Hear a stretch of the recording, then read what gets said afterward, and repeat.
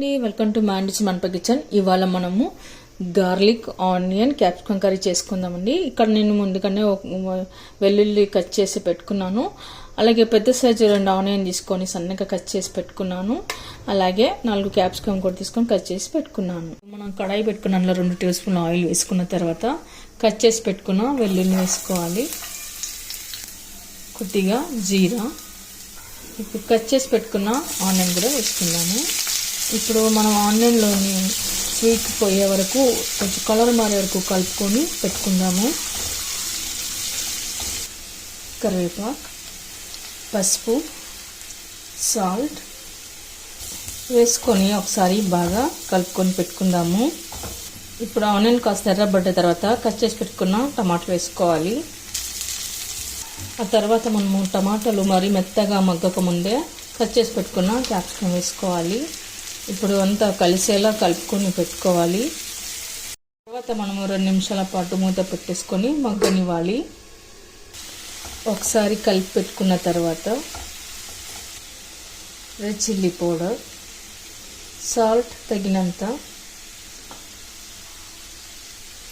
ధనియా powder ఇవన్నీ వేసాక ఒకసారి కలుపుకొని పెట్టుకోవాలి. ఆ తర్వాత మనము 2 నిమిషాల పాటు మగ్గనివ్వాలి. ఇప్పుడు మనం మూత తీసేసుకున్నప్పుడు కలిపి పెట్టుకోవాలండి. ఇక్కడ నేను వాటర్ ఏమి వేయలేదు, అందులో ఉన్న తేమకే అది ఉడికిపోతుంది. మరీ మెత్తగా ఉడికించుకుంటే క్యాప్సికమ్ బాగోదు. ఆ తర్వాత ఇప్పుడు డ్రై కోకోనట్ పౌడర్ వేసుకుందాము. ఒకసారి బాగా కలుపుకొని పెట్టుకుందాము. ఈ కర్రీ రైస్లోకి రోట్లకి చపాతీలకు అన్నింటికి చాలా బాగుంటుందండి. ఇప్పుడు చివరన మనం కొత్తిమీర వేసుకుందాము. చూసారు, ఇప్పుడు సర్వింగ్ బౌల్లోకి తీసుకుందాము. వంట రాని వాళ్ళు కూడా చాలా సింపుల్గా ఈజీగా చేసేయచ్చండి. చాలా సూపర్ టేస్ట్గా చాలా బాగుంటుంది కర్రీ. ఓకే అండి, చూసారుగా గుమగుమలాడే గార్లిక్ ఆనియన్ క్యాప్సికమ్ కర్రీ అయితే రెడీ అయిపోయింది. కర్రీ నిజంగా చాలా టేస్ట్గా చాలా బాగుంటుందండి.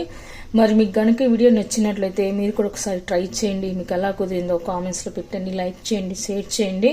తప్పకుండా మన ఛానల్ని సబ్స్క్రైబ్ చేయండి. Thank you for watching.